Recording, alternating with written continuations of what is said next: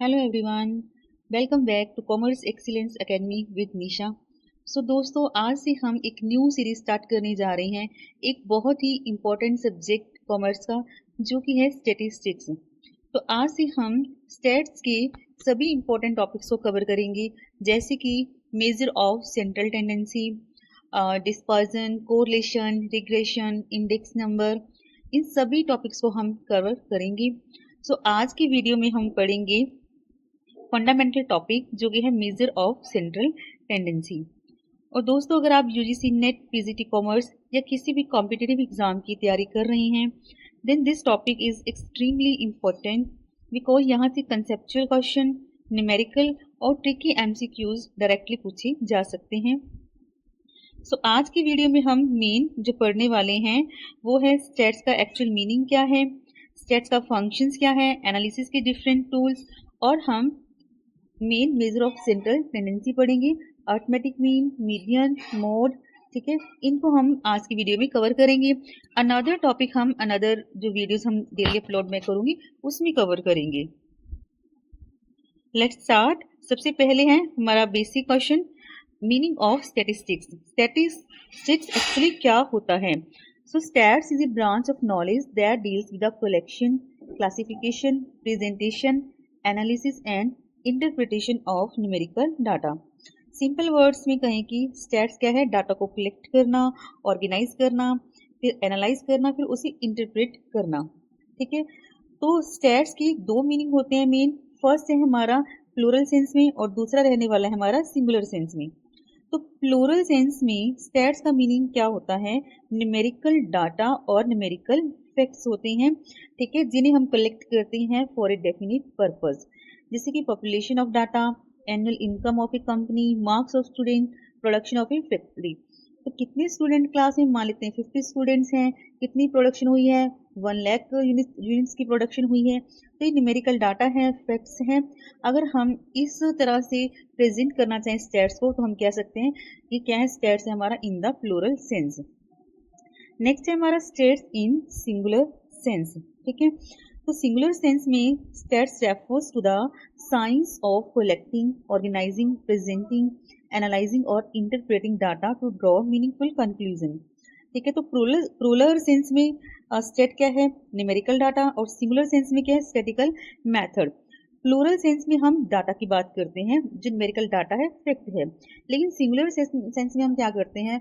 उस डाटा को कलेक्ट करने के लिए, प्रेजेंटेशन करने के लिए, एनालाइज करने के लिए, इंटरप्रेट करने के लिए जो हमें मेथड चाहिए, टेक्निक्स चाहिए, वो उन चीज़ों की हम स्टडी करते हैं सिंगुलर सेंस में। ठीक है, तो स्टैट क्या है? डाटा को कलेक्ट करना, फिर जो रॉ डाटा होता है उसे ऑर्गेनाइज करना, एनालाइज करना, फिर इंटरप्रेट निकालना, मतलब मीनिंगफुल एक कंक्लूजन ड्रॉ करना। इसका प्रोसेस समझते हैं। सबसे पहले हम कलेक्ट करेंगे डाटा को, फिर ग्रुपिंग करेंगे, प्रेजेंट करेंगे जैसे कि टेबल, चार्ट, ग्राफ के फॉर्म में, स्टडी करेंगे डाटा को डिटेल में, पैटर्न बनाएंगे, रिलेशनशिप स्टडी करेंगे, फिर मीनिंगफुल कंक्लूजन हम ड्रॉ करेंगे। तो stats is not merely the collection of number. हम ये नहीं कह सकते कि हमने डाटा कलेक्ट कर लिया, नंबर इकट्ठा कर लिया, दैट इज स्टैट्स। स्टैट्स का स्कोप है, बहुत वाइडर स्कोप है। Number must be systematically collected, organise होने चाहिए, एनालाइज होने चाहिए, और उनका इंटरप्रिटेशन भी बहुत जरूरी है, ताकि हमारा जो डेफिनिट पर्पस है, जिस पर्पस के लिए हम ये सब काम किया है, वो हमारा पर्पस पूरा हो सके। डाटा विदाउट ए डेफिनिट पर्पस और एनालिसिस नॉट कॉल्ड स्टैट्स। अगर हमारा कोई पर्पस ही नहीं है, तो हमारा जो हमने स्टैट्स का कोई एग्जिस्टेंस ही नहीं रह जाता, कोई मतलब ही नहीं रह जाता। नेक्स्ट है हमारा टूल्स फॉर एनालिसिस। ठीक है, तो डाटा को एनालाइज करने के लिए कौन कौन से टूल यूज होते हैं? तो सबसे पहले हमारे पास मेजर ऑफ सेंट्रल टेंडेंसी। ठीक है, जो हम स्टैट में सब पढ़ेंगे। सेंट्रल टेंडेंसी में हम arithmetic mean, median, mode, geometric mean, harmonic mean की स्टडी करेंगे, फिर डिस्पर्जन की स्टडी करेंगे, फिर हम स्टडी करेंगे मेजर ऑफ रिलेशनशिप। इसमें हम कोरिलेशन और रिग्रेशन के बारे में पढ़ते हैं। अनदर इंपॉर्टेंट टूल्स है जैसे कि index number, time series analysis, sampling, probability, ठीक है, हिपोथेसिस टेस्टिंग। ये सब क्या हैं? स्टैट्स मतलब स्टैट्स के अंदर जो डाटा इकट्ठा करते हैं उनको एनालाइज करने की सभी टेक्निक्स हैं कि जो आपने डाटा इकट्ठा किया है वो रॉ फॉर्म में है, ठीक है, आपने उनकी ग्रुपिंग कर ली, तो अब उसे एनालाइज करना, आपस में रिलेशनशिप फाइंड आउट करना, वेरिएबल्स की स्टडी करना, तो उन टेक्निक्स को ही हम कहते हैं टूल्स फॉर एनालिसिस। तो बहुत सारे टूल्स हैं हमारे पास, measure of central tendency, dispersion, correlation, regression. तो वन बाय वन हम इन टॉपिक्स को सभी को कवर करेंगे, ठीक है, लेकिन आज की वीडियो में हम मेजर ऑफ सेंट्रल टेंडेंसी के बारे में पढ़ेंगे। तो सबसे पहले दोस्तों देखते हैं, ठीक है, meaning of central tendency. Measure of central tendency are statistical average that represent a single value, ठीक है, एक स्टैटिस्टिकल एवरेज है जो रिप्रेजेंट करता है एक सिंगल वैल्यू को, around which all observations in a data set tend to group और क्लस्टर। तो सिंपल लैंग्वेज में समझते हैं, ये हमें डाटा का एक वन रिप्रेजेंटेटिव और एक या फिर आप कह लेंगे टिपिकल वैल्यू प्रोवाइड करता है, जिसके चारों तरफ पूरा जो डाटा सेट है वो लाई करता है। फॉर एग्जाम्पल, एक क्लास में कुछ स्टूडेंट्स के मार्क्स हैं, ठीक है, किसी के ज़्यादा हैं, किसी के कम हैं, ठीक है, तो हमें क्या मिल जाएगा कि एवरेज मिल जाएगा कि इस एवरेज तक ही लगभग सभी के स्टूडेंट्स के मार्क्स आए हैं। जैसे मान लेते हैं 25 स्टूडेंट हैं, उनका किसी टीचर ने 50 मार्क्स का टेस्ट लिया, तो किसी के मार्क्स 40 हैं, किसी के 45 हैं, किसी के 50 हैं, किसी के 20 हैं, तो टीचर ने हमें एक 30 एवरेज दिया।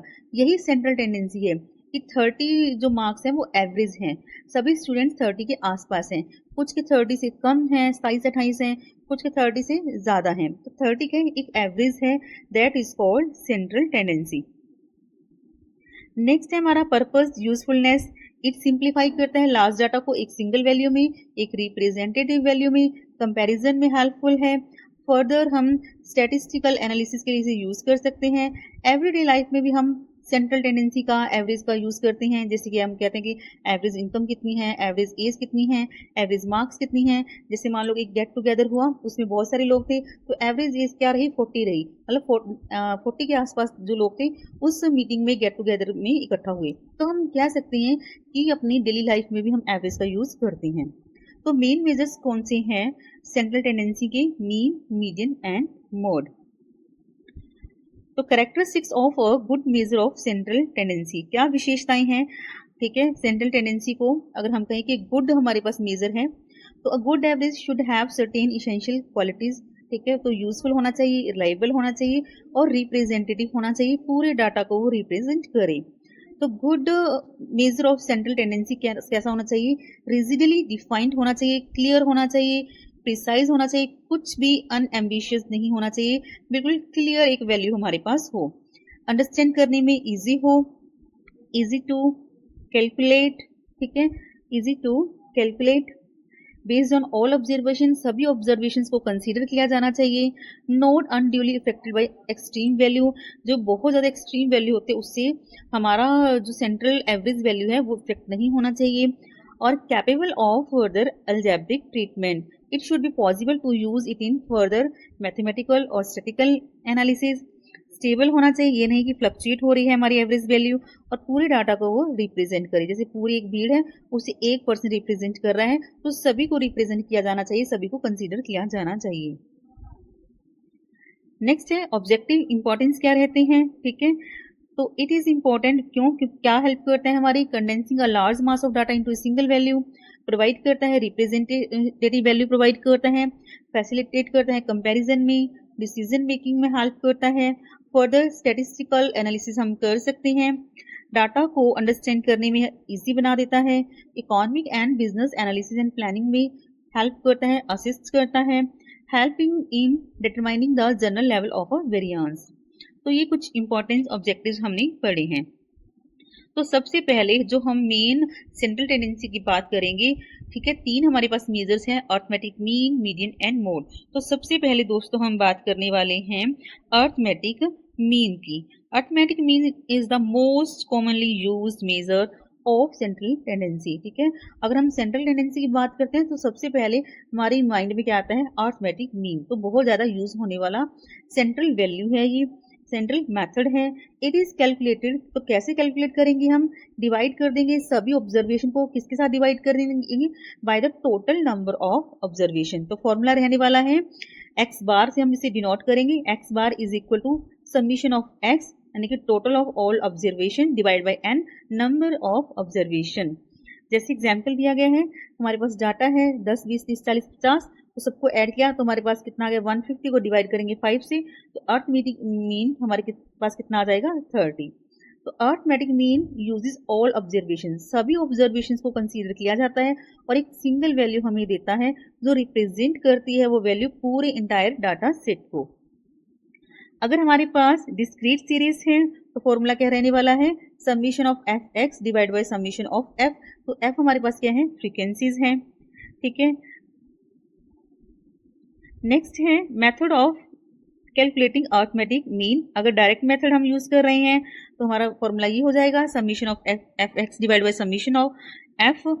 तो एज्यूम्ड मीन मेथड में हम क्या मेथड यूज करेंगे, a plus summation of F D divide by summation of F. तो यहाँ पर a क्या रहने वाला है दोस्तों, एज्यूम्ड मीन। अगर हम एज्यूम्ड मीन मेथड से निकाल रहे हैं तो हम क्या करेंगे, एज्यूम्ड मीन को ऐड कर देंगे summation of frequency into deviations का जो हम फाइंड आउट करेंगे, फ्रीक्वेंसी और डेविएशंस को मल्टीप्लाई करेंगे उनका summation divide by summation of frequencies.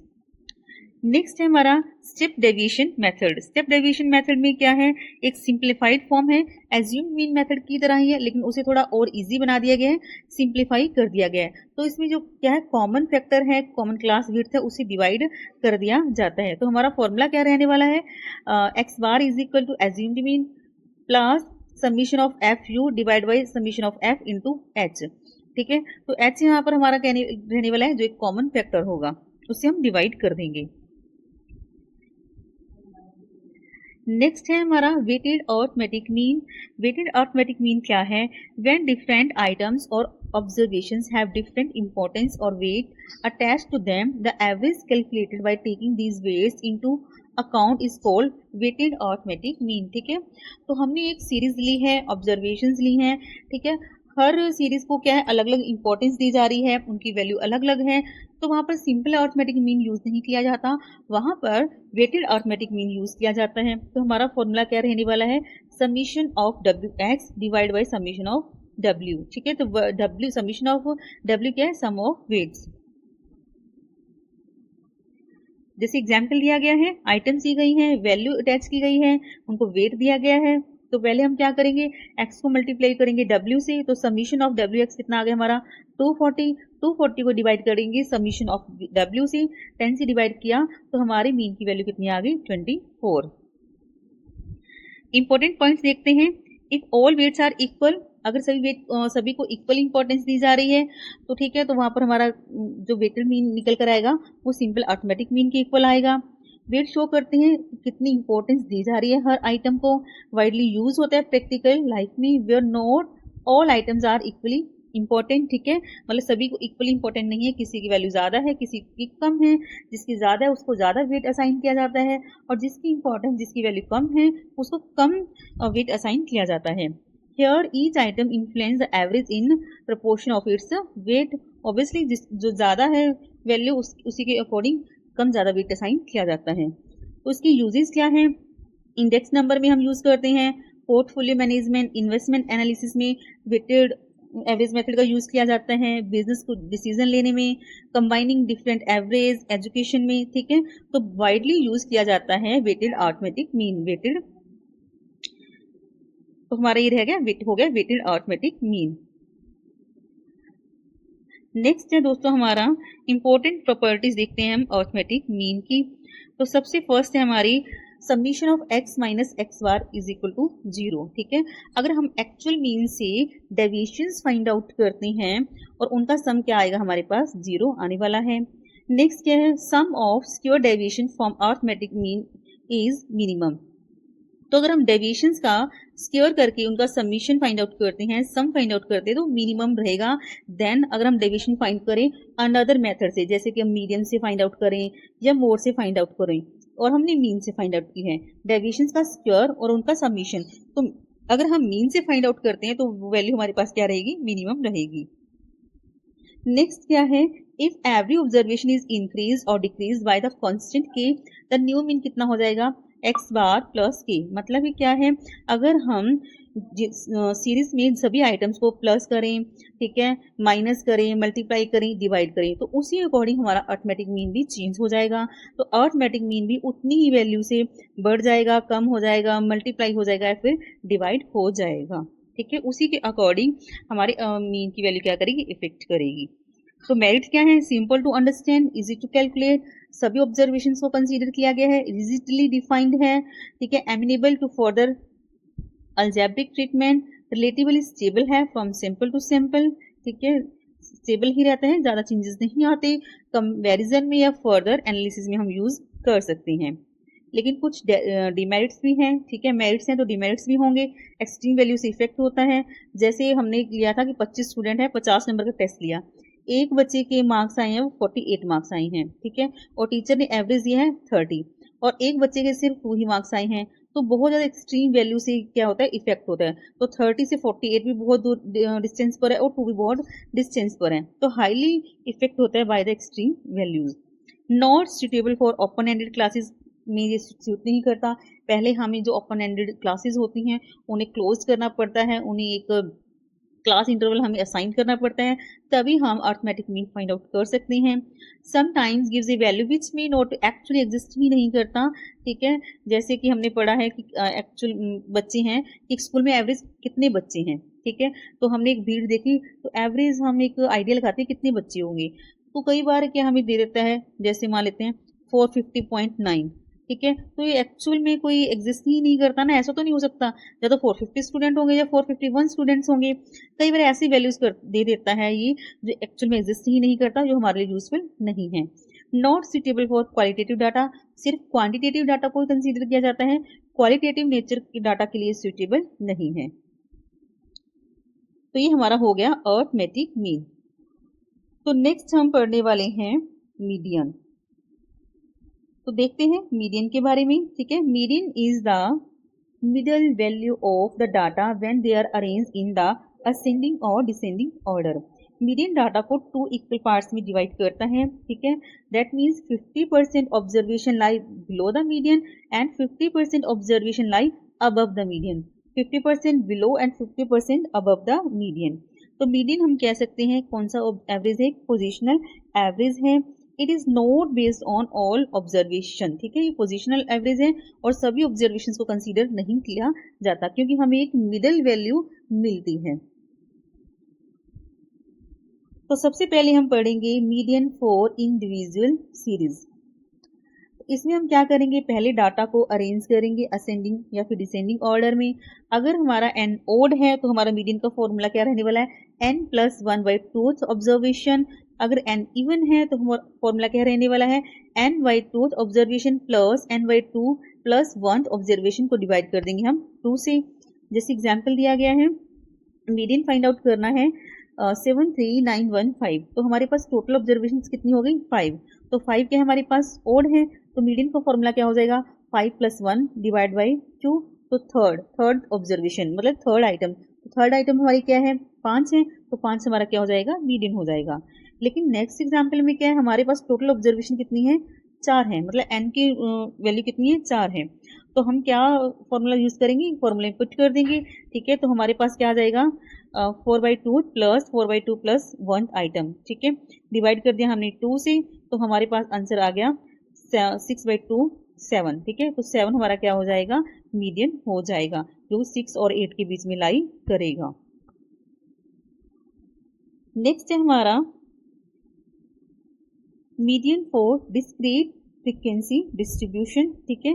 अगर हमारे पास डिस्क्रीट सीरीज दी हुई है तो हम मीडियन कैसे फाइंड आउट करेंगे, तो पहले हम डाटा को अरेंज करेंगे असेंडिंग ऑर्डर में, ठीक है, फिर तो n हमारा यहाँ पर क्या रहने वाला है समीशन ऑफ फ्रीक्वेंसीज, तो फाइंड करेंगे n/2, तो value of the item whose cumulative frequency is equal to और just greater than n/2 is the median हो जाएगा। एक एग्जाम्पल की हेल्प से समझते हैं, तो हमें x की वैल्यू दी है, फ्रीक्वेंसीज दी है, ठीक है, तो कम्युलेटिव फ्रीक्वेंसी हमने फाइंड आउट कर ली, तो हमारा n/2 हमारा हो जाएगा 35/2 इज इक्वल टू 17.5, ठीक है, तो the cumulative frequency just greater then 17.5। तो देख 13 तो क्या है हमारा स्मॉल है 17.5 से, जस्ट ग्रेटर देन हमारा क्या है 25, ठीक है। तो इस 20 विच कॉरस्पॉन्ड्स टू वैल्यू 30, ठीक है। तो ये हमारी वैल्यू हो जाएगी।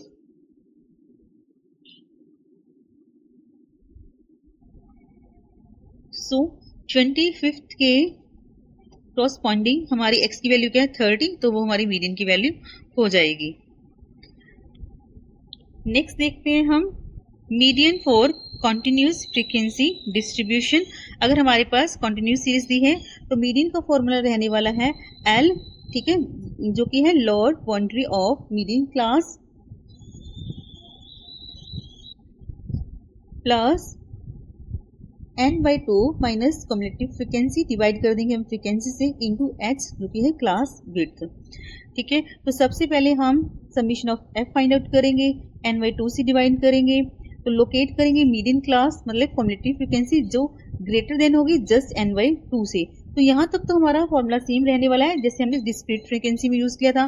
फिर हम आइडेंटिफाई करेंगे L, CF, F and H और इस फॉर्मूले में आप सब्स्टिट्यूट कर देंगे तो हमारे पास मीडियन की वैल्यू आ जाएगी, ठीक है। जैसे हम इस एग्जाम्पल की हेल्प से समझ सकते हैं, फॉर्मूला इनपुट करोगे तो कंप्लीट आपको ये अच्छे से समझ में आ जाएगा, ठीक है। तो मेरिट्स देखते हैं, क्या मेरिट्स है मीडियन के। Not affected by extreme value, suitable है, यहाँ पर सिक्योर डिस्ट्रीब्यूशंस हैं, यूजफुल रहता है डाटा, अगर ऑर्डिनल डाटा है हमारे पास तो भी हम यूज कर सकते हैं, ओपन एंडेड क्लासेस है तो भी यूज किया जा सकता है, अंडरस्टैंड करना इजी है और सिंपली टू लोकेट, ठीक है। कुछ डीमेरिट्स भी हैं।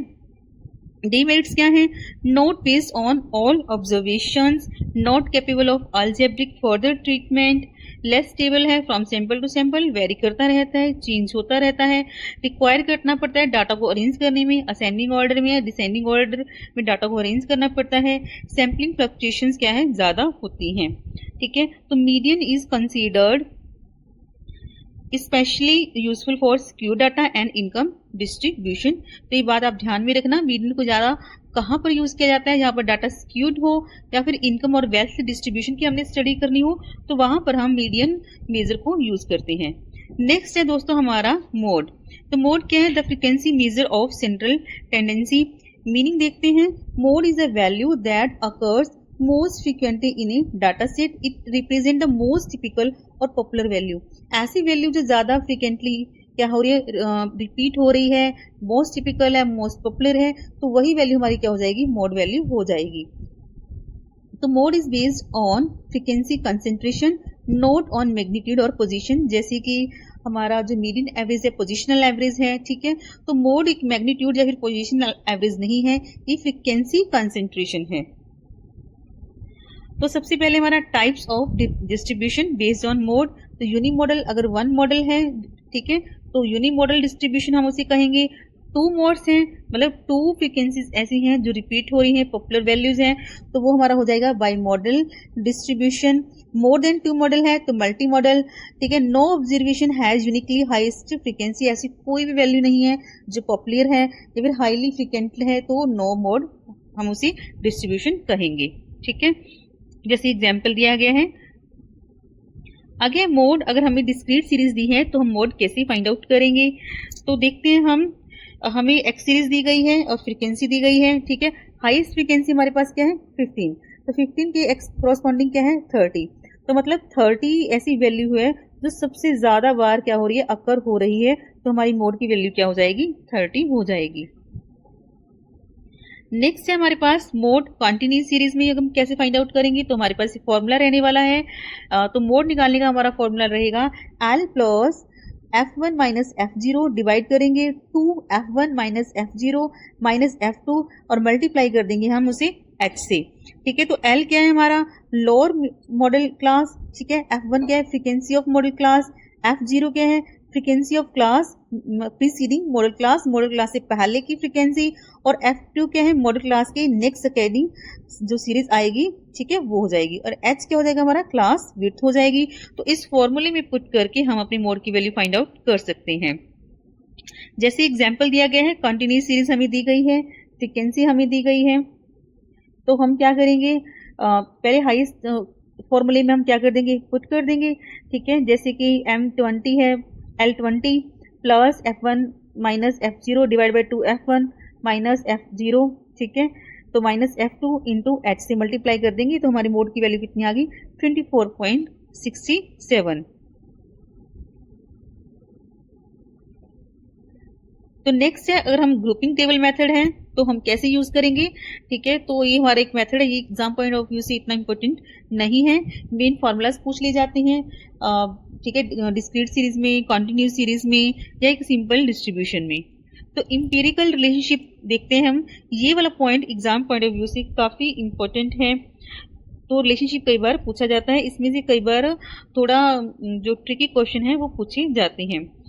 तो वो कौन सी है, तो mode is equal to 3 median minus 2 arithmetic mean. तो हमारे पास क्या है, मीडियन मोड और मीडियन मोड और मीन में क्या है रिलेशनशिप बताया गया है। तो मोड की वैल्यू क्या रहने वाली है 3 into median minus 2 into arithmetic mean, ठीक है। If distribution is perfectly symmetrical, अगर हमारे पास सिमेट्रिकल डिस्ट्रीब्यूशन है जहां पर स्क्यूनेस 0 है तो वहां पर mean is equal to median is equal to mode हो जाएगा, मतलब मीन मीडियन मोड तीनों क्या हो जाएंगे, इक्वल हो जाएंगे।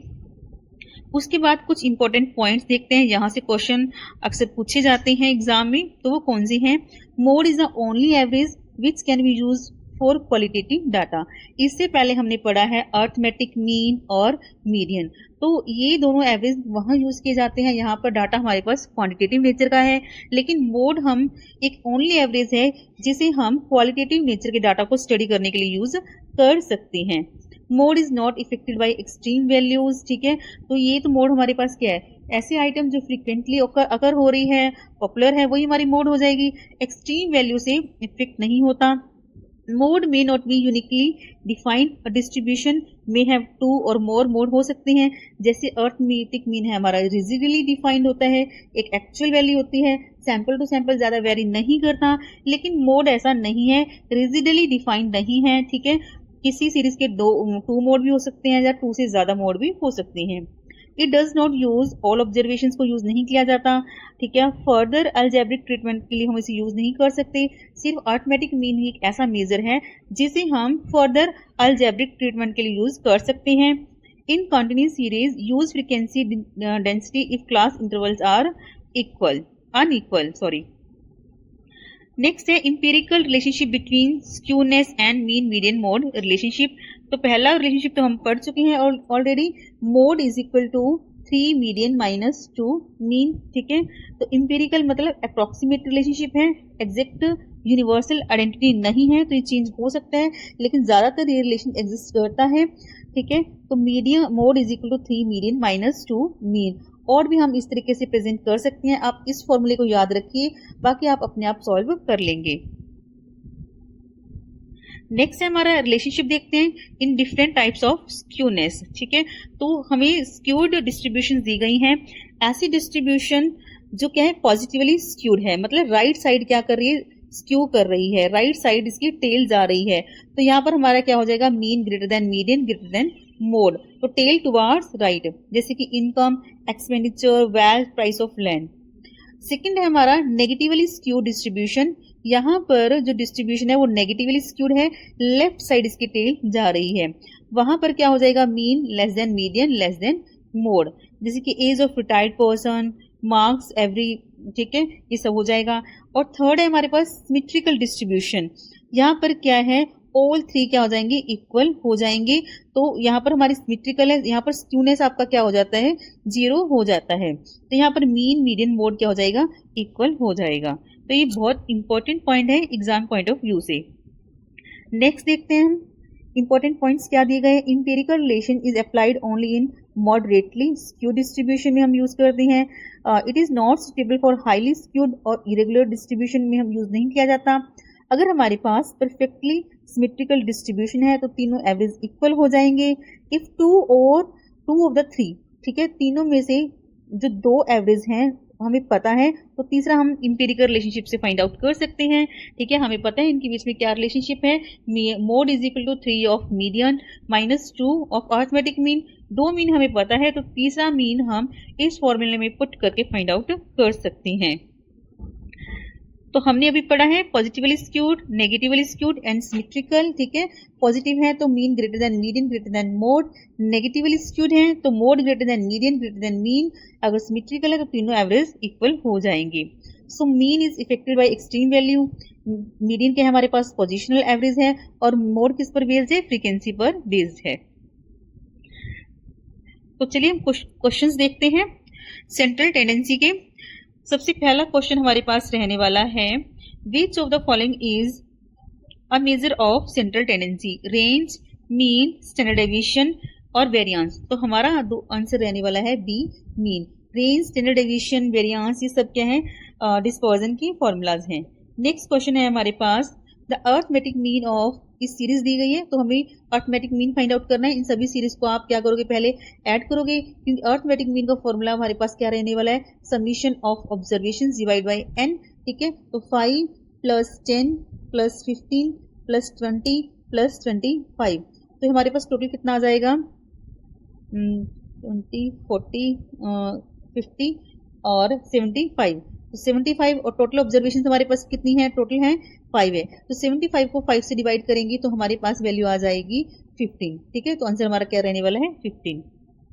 नेक्स्ट क्वेश्चन है हमारा, which measure of central tendency is most affected by extreme value. तो एक्सट्रीम वैल्यू से कौन सा मेजर इफेक्ट होता है, arithmetic mean. The middle value of an order data set is called, तो मीडियन आ जाएगा, ठीक है। तो असेंडिंग ऑर्डर में, डिसेंडिंग ऑर्डर में हम सेट करते हैं और जो मिडिल वैल्यू है वही क्या होती है, हमारी मीडियन वैल्यू होती है। Next question, if the number of observation is even, the median is, अगर इवन है तो हमारा मीडियन क्या रहने वाला है, the average of 2 middle observations. 2 observations लेंगे, उनको हम क्या कर देंगे, 2 से डिवाइड कर देंगे, वही हमारा क्या रहने वाला है, मीडियन रहने वाला है। Next question, the value that occurs most frequently अगर अकर हो रही है तो mode, which measure can be determined graphically using a histogram. तो हम क्या कर सकते हैं, हिस्टोग्राम का यूज करते हुए मोड को डिटरमाइन कर सकते हैं। अगर आपको मीडियन डिफाइन करना है तो आप हमें क्या करना पड़ेगा, ओजाइव कर्व का यूज करना पड़ेगा। नेक्स्ट है हमारा, for a perfectly symmetrical distribution, अगर परफेक्टली सिमेट्रिकल डिस्ट्रीब्यूशन है तो तीनों एवरेज क्या हो जाते हैं, हमारे इक्वल हो जाते हैं। Mean is equal to median is equal to mode. Next है, if the mean of the 10 observation is 20, ठीक है। 10 ऑब्जर्वेशन का मीन कितना है, 20, तो टोटल निकालना है। तो देखिए हमारे पास फॉर्मूला क्या होता है, mean is equal to total of x divide by n। तो मीन हमें कितना दिया गया है, 20 दिया गया है। समीशन ऑफ x हमें फाइंड आउट करना है, डिवाइड कर देंगे n से जो कि है 10, ठीक है। तो क्रॉस मल्टीप्लाई करेंगे तो समीशन ऑफ x हमारे पास कितना आ जाएगा, 200 आ जाएगा, ठीक है। If the sum of 8 observation is 96, तो 96 को 8 से डिवाइड कर देंगे तो 12 हमारा क्या आ जाएगा, अर्थमेटिक मीन आ जाएगा। सो 10 क्वेश्चन हमने कर लिए हैं। इसके बाद 11 to 20 क्वेश्चन आप खुद अपने लेवल पर अटेम्प्ट करना। इजी क्वेश्चंस भी हैं और कुछ टफ भी हैं, एग्जाम पॉइंट ऑफ व्यू से काफी इंपॉर्टेंट है, एग्जाम ओरिएंटेड है। तो टोटल 11 to 20 10 क्वेश्चंस हैं।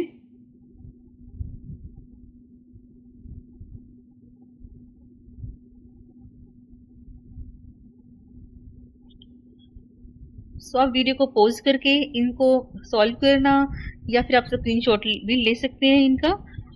सो दोस्तों, ये हमारा कंप्लीट कंसेप्ट हो चुका है मेजर ऑफ सेंट्रल टेंडेंसी। हमने जो 3 मेजर हैं, अर्थमेटिक मीन, मीडियन मोड, वो देखे हैं, फॉर्मूलाज देखे हैं, इनकी प्रॉपर्टीज देखी हैं और इनके बीच में क्या रिलेशनशिप रहता है, मेरिट डीमेरिट्स, वो सब हमने पढ़ लिया है। कुछ इंपॉर्टेंट एमसीक्यूज भी किए हैं। अगर आपको आज का कंसेप्ट क्लियर हुआ है देन वीडियो को लाइक जरूर करिए, चैनल को सब्सक्राइब जरूर करिएगा and share it with your commerce friends, because here on Commerce with Nisha, our aim is simple: learn concept, understand clearly, practice MCQs and excellent exam. So दोस्तों, keep learning, keep growing and most importantly stay consistent, stay positive. Success is yours. See you in the next video. Bye bye.